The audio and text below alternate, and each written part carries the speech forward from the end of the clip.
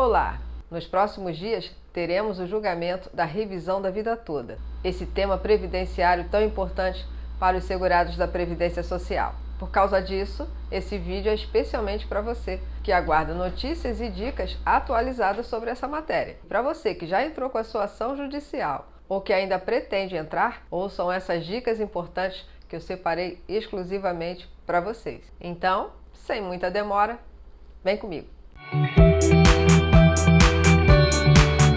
É importante eu frisar aqui, primeiramente, com vocês, que o julgamento dessa matéria no STF foi marcado para os dias 4 e 11 de junho. E respondendo à pergunta de alguns inscritos no meu canal, se pode haver um adiamento dessa decisão, pode. Não é isso que a gente quer, obviamente, mas pode acontecer um adiamento, assim como aconteceu na revisão do FGTS. Mas até hoje eu conferi no agendamento do STF, essas datas estão reservadas para o relator e ministro Marco Aurélio de Mello fazer o seu julgamento virtual pelo Pleno. Quando esse julgamento acontecer, vocês vão poder inclusive acompanhar na TV Justiça, que também tem um canal aqui no YouTube. Então procure nos canais da sua região a TV Justiça ou até mesmo no canal aqui no YouTube, se vocês quiserem acompanhar. Sinceramente, esses julgamentos são longos, um pouco chatos, só interessa mesmo aos operadores de direito. Mas como vocês querem acompanhar todas as dicas que eu trago aqui e os comentários, inclusive, dos relatores, dos ministros do STF, é importante vocês saberem quais os ministros que serão favoráveis ou não a esse tema 1102. Mas lembrando sempre que o voto mais importante é do relator, é do ministro Marco Aurélio. Caberá apenas aos outros ministros dizerem se acompanham ou não o voto do relator e por que fundamentar a sua decisão, negativa ou positiva. Feita essa breve explicação para vocês, eu vou dar dicas para que você reconheça se você tem direitos ou não a entrar com esse pedido de revisão previdenciária, para que você não entre numa aventura jurídica ou não caia em ciladas por aí. Dentre essas características, a principal é: se você recebia maiores salários e, portanto, contribuía com valores expressivos no período anterior a 1994, e essas contribuições, esses seus salários, foram caindo ao longo da sua vida laborativa. E esse é o principal indício de que você pode sim ter direitos a essa revisão da vida toda. Porque, na verdade, essa espécie de revisão, ela consiste em incluir todas as contribuições previdenciárias que foram excluídas pelo INSS depois da conversão da moeda de cruzeiro para real, que aconteceu justamente em 1994. E aí, já aproveitando, eu já respondo uma outra pergunta que vocês me fazem muito aqui no meu canal, é porque o INSS não faz essa revisão automaticamente. Porque simplesmente na fórmula de cálculo que o INSS está autorizado a fazer, que inclusive vem lá na sua carta de concessão, lá no finalzinho da sua carta de concessão, eu vou botar uma imagem aí para vocês verem mais ou menos o que é. Parece até um cálculo da NASA para um foguete chegar até Marte, mas não é. É simplesmente, nesse cálculo aí, não constam as suas contribuições anteriores a 1994, porque houve a conversão da moeda e o INSS seguiu simplesmente a lei. É por isso que eles não fazem automaticamente. Vai precisar que o legislador, e aí agora com a decisão do STF, regularize esse cálculo, determine que o INSS passe a somar no seu cálculo, no seu cômputo, as contribuições que você fez anteriores a 1994, quando a moeda ainda era outra. Alguns extratos de contribuições, chamado CNIS, até aparecem lá algumas contribuições desse período, de 1994, de 1993, estão lá registradas, mas não fazem parte do seu cômputo no momento da concessão do seu benefício. E agora você entendeu mais um pouquinho a importância dessa revisão da vida toda, não é mesmo? E para você identificar mais facilmente se você tem ou não direitos a entrar com esse pedido judicial da revisão da vida toda, eu fiz um gráfico que eu vou mostrar para vocês agora com as principais características. Acompanhe aí comigo. Primeiramente, vocês precisam saber a data correta da sua DIB, que é a data inicial do benefício. Se a sua DIB for antes de 29 de 11 de 99, não cabe você entrar com a revisão da vida toda, porque não foi aplicada a regra de transição no cálculo, e sim a regra anterior, a da Lei 9.876 de 99. Agora, se a sua DIB foi após o dia 29/11 de 99 e for há mais de 10 anos, cabe você entrar com a ação. Se o seu cálculo da revisão for vantajoso para você, você pode ingressar com essa ação, pedindo a revisão da sua aposentadoria, com a observação de fundamentar no processo o afastamento da decadência. Mas se a sua DIB foi após o dia 29/11 de 99 e for há menos de 10 anos, sim, cabe sim entrar com a revisão da vida toda. Se o seu cálculo da revisão for vantajoso para você, você pode ingressar. Se a DIB foi após o dia 12/11 de 2019, não cabe, pois a regra definitiva da Lei 8.213 de 91 foi revogada tacitamente com a entrada em vigor da reforma da Previdência, agora em 2019, sendo incompatível com a nova regra de cálculo da Previdência Social.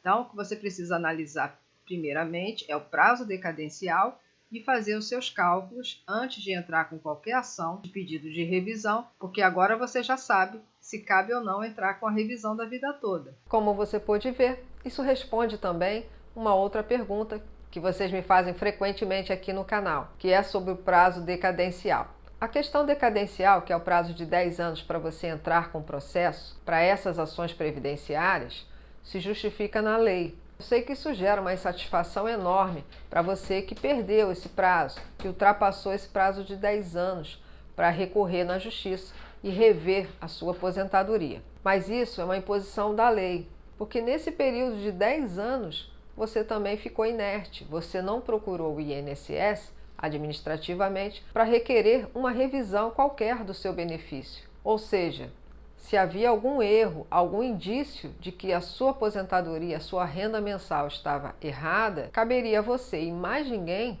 recorrer ao INSS para solicitar uma revisão, ainda que ela não fosse feita. Mas hoje você interromperia esse prazo de 10 anos, porque começaria a contar o seu direito de ação novamente após o indeferimento dessa revisão ou silêncio do próprio INSS, porque você teria um protocolo comprovando que você solicitou ao INSS essa revisão nesse espaço de tempo de 10 anos, é claro, e o INSS é quem ficou inerte, não respondeu você. E aí, nesse caso, infelizmente, não adianta muito reclamar ou esperar que o INSS faça isso automaticamente. As pessoas que já reconheceram seus direitos, conseguiu fazer os seus cálculos previamente, está perto de completar o seu período de 10 anos da sua aposentadoria, entre logo. Não espere para entrar com a sua ação judicial. E o caminho que eu recomendo é o Juizado Especial Federal, para você não correr risco de pagar custas e ter o direito da gratuidade de justiça. Para você que já entrou com a sua demanda judicial e está aguardando apenas o resultado do STF para ver se eles vão manter essa tese da revisão da vida toda, mas só quer saber quando vai poder receber o seu dinheiro, os seus atrasados, se o STF julgar positivo essa tese, eu recomendo a você mais uma vez que respire fundo, porque não é bem assim, não é tão rápido assim. Preciso que vocês entendam que o que está sendo julgado no STF é apenas um processo, que a gente chama de paradigma.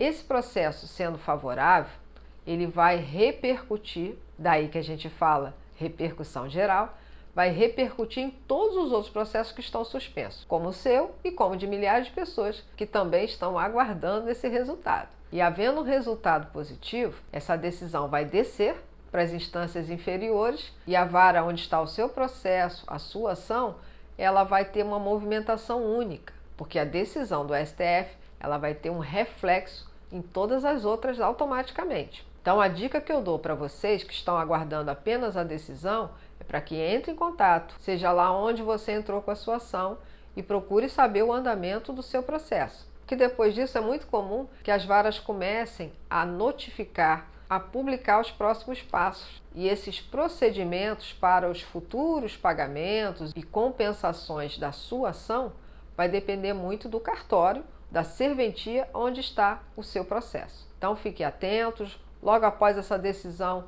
dá uma ligadinha para o seu advogado ou lá para o juizado ou a vara onde está localizado o seu processo para saber como é que vai ser essa movimentação. Agora, para você que ainda não entrou com a sua ação, mas você já tem a documentação completa, seu extrato atualizado do CNIS e também já fez os seus cálculos e se certificou que a sua renda mensal pode aumentar se incluir esses períodos contributivos que o INSS simplesmente retirou do seu cálculo no momento da sua aposentadoria, então entre logo. Mais ainda se você já está na iminência de completar esse período de 10 anos do momento que você se aposentou. Não corra risco de perder esse direito.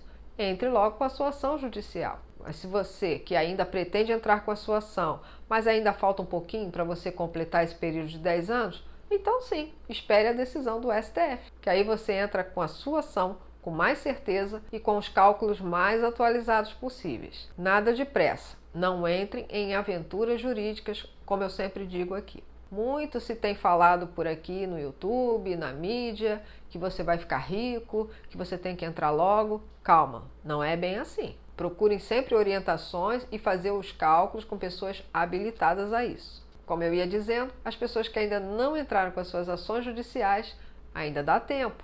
Mesmo depois da decisão do STF, se ainda faltam alguns anos para você completar o prazo decadencial, então aguarde a decisão e entre depois, com mais segurança. Acompanhe o canal, porque mesmo durante a semana eu posso trazer notícias de última hora sobre esse julgamento da revisão da vida toda lá no STF. E vamos continuar otimistas e com pensamento positivo que isso tudo vai dar certo. Espero ter merecido seu like de hoje e até a próxima!